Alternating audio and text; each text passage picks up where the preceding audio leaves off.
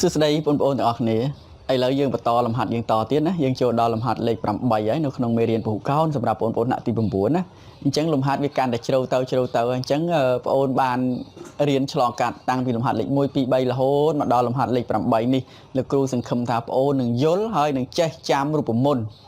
សំខាន់យល់ឲ្យខ្លាំងទៅរូបមន្តហ្នឹងវាចាំឯងហើយហ្នឹងយើងបានធ្វើអនុវត្តធ្វើលំហាត់ឲ្យបានច្រើនរូបមន្តចាំអញ្ចឹងរូបមន្តយើងឆ្លងកាត់យើងមាន3រឿងនៅក្នុងមេរៀនហ្នឹងណានៅក្នុងហ្នឹងគឺផលបូកមុំក្នុងពហុកោណផលបូកមុំក្នុងពហុកោណនោះរូបមន្តវាគឺ n ដក2កតា180អាហ្នឹងទូទៅចង់និយាយថាទោះបីផលបូកមុំក្នុងពហុកោណនិយ័តក៏អញ្ចឹងនេះផលបូកមុំក្នុងពហុកោណហ្នឹងផលបូកមុំក្នុង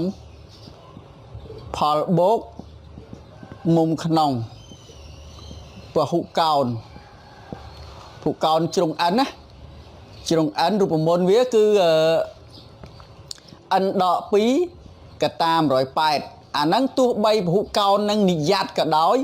មិននិយ័តក៏ដោយផលបូកមុំក្នុងវាគឺប្រើរូបមន្តហ្នឹងណាទោះបីនិយ័តបូកចូលគ្នាទៅក៏អញ្ចឹងអាមិននិយ័តបូកចូលគ្នាសរុបចូលគ្នាផលបូកមុំក្នុងរបស់វាគឺ n ដក2កតា180ណាអូនយល់ហ្នឹងអីទៀតផលបូកមុំក្រៅព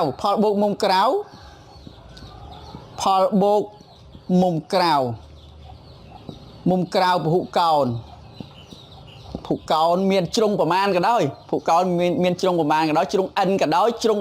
3ក៏ដោយជ្រុង4ក៏ដោយផលបូកមុំក្រៅរបស់វាគឺ360ដឺក្រេជានិច្ច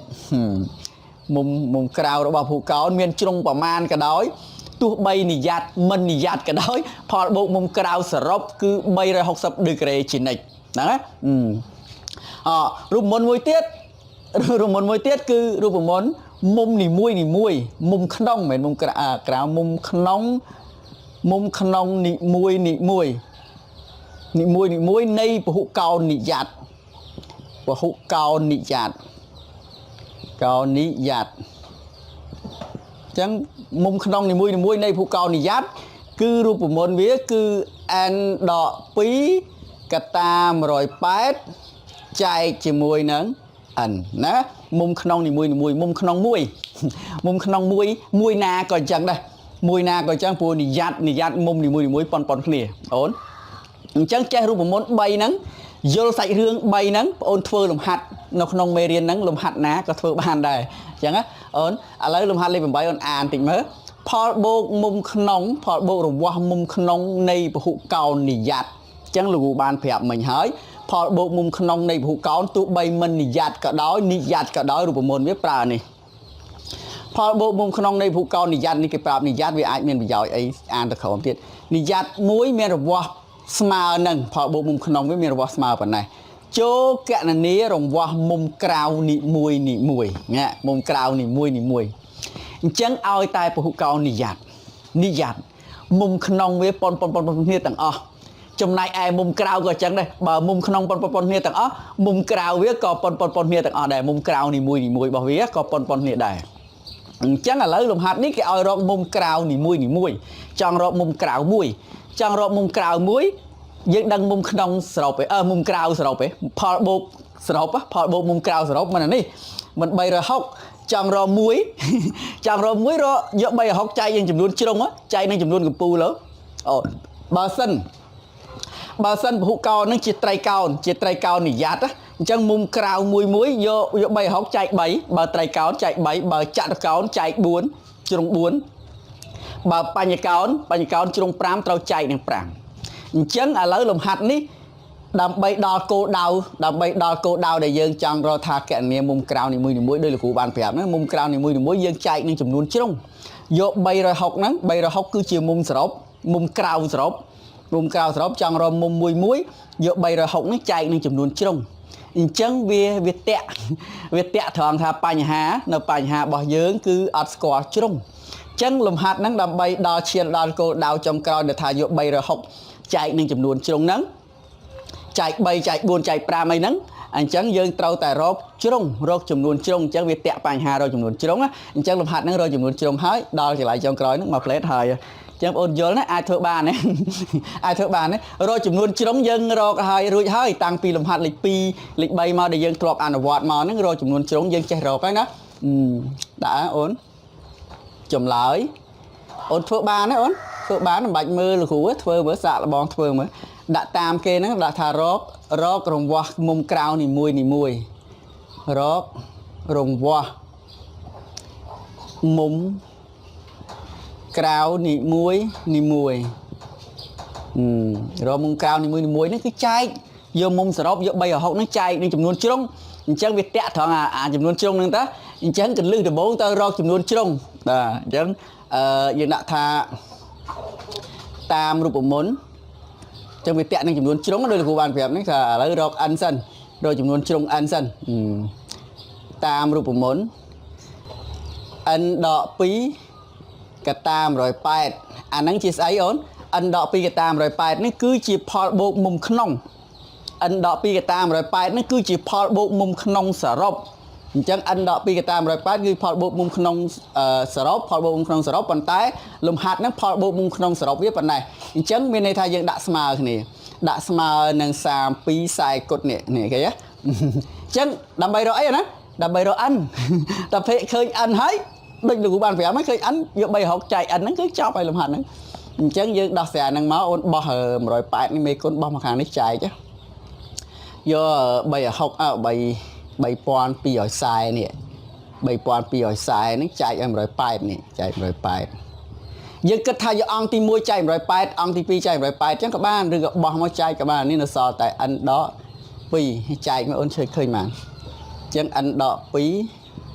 នេះចែកមកអូនកាត់0មួយចោលកាត់0មួយចោលដូចគ្នានៅសល់តែ324ចែកនឹង18អានេះឃើញ18នេះចែកនេះឃើញ18ហ្នឹងហើយចែក18យើងទាញឲ្យ n នាំឲ្យ n អូននាំឲ្យ n ដាក់បោះលេខ2មកខាងនេះ18បូក2បាន20អញ្ចឹងចំនួនជ្រុងមាន20ជ្រុងចំនួនជ្រុងមាន20ជ្រុងមានន័យថាចំនួនមុំមាន20មុំអញ្ចឹង20មុំហ្នឹងសរុបចូលគ្នាគឺ360 20មុំមុំក្រៅហ្នឹងមាន20កពូលអញ្ចឹងមុំក្រៅទាំង20កពូលហ្នឹងបូកចូលគ្នាទៅឃើញ360មុំក្រៅ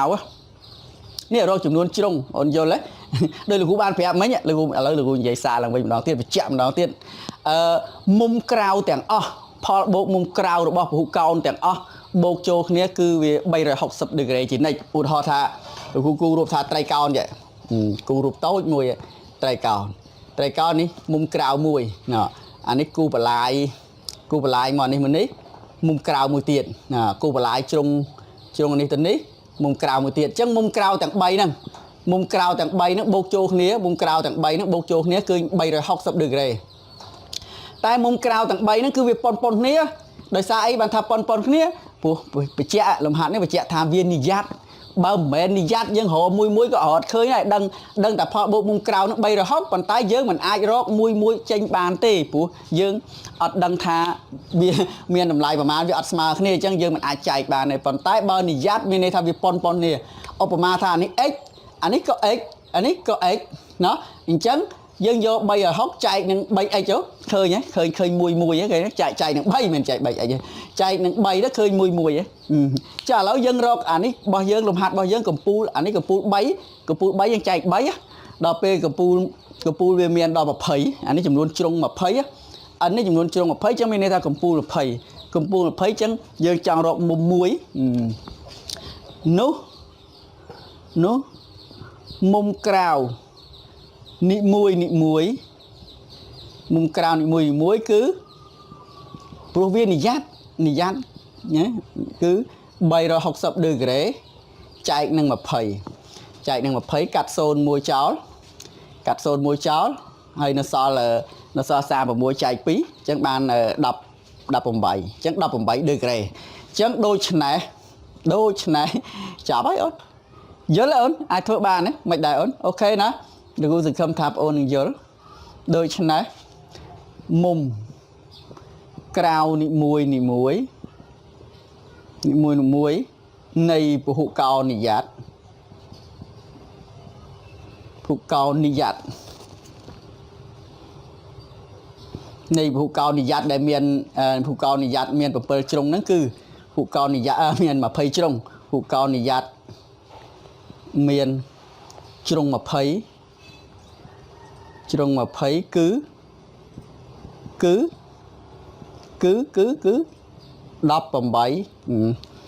18សេ108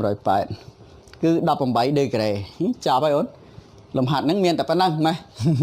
អូនធ្វើបានណាសង្ឃឹមថាថ្ងៃក្រោយបើពេលប្រឡងពេលអីចេញលំហាត់បែបនេះបងអាចធ្វើបានតែលោកគ្រូចង់ឲ្យបងអូនហ្នឹងដោះគំនិតគិតស្វែងយល់ដោយខ្លួនឯងណាហេតុអីបានលោកគ្រូធ្វើអញ្ចឹងបងអូនគិតពិចារណាចង់ឲ្យលោកគ្រូចង់ឲ្យបងអូនហ្នឹងទម្លាប់គិតហេតុអីបានលោកគ្រូធ្វើអញ្ចឹងបងអូនមើលហេតុផលរបស់វាហេតុផលរបស់វាអានេះគេសមត្ថកម្មគេប្រាប់ផលបូកមុំក្នុងអញ្ចឹងផលបូកមុំក្នុងយើងដាក់ផ្ទឹមជាមួយនឹងរូបមន្តវារូបមន្ត n ដក2កតា108ចឹងអានេះក៏ជាផលបូកមុំក្នុងអានេះយើងផលបូកមុំក្នុងយើងធ្វើអានេះមានប្រយោជន៍អីគេប្រយោជន៍អានេះដើម្បីរកជ្រុងដើម្បីរកចំនួនជ្រុងពេលឃើញចំនួនជ្រុង n វាឃើញចំនួន20អញ្ចឹងមុំក្រៅនីមួយគឺយក360ហ្នឹងចែក20ទៅឃើញ1អញ្ចឹងមានន័យថា1ហ្នឹងគឺ18ទាំង20ជ្រុង18ទាំង20មុំទាំង20កំពូលអញ្ចឹង18បូកចូលគ្នាទាំង20កំពូលទៅឃើញ360ហើយមុំក្រៅនីមួយណាអូខេអញ្ចឹងប៉ុណ្ណឹងចុះណាជួបគ្នានៅវីដេអូក្រោយជូនពរសំណាងល្អសុខភាពល្អទាំងអស់គ្នា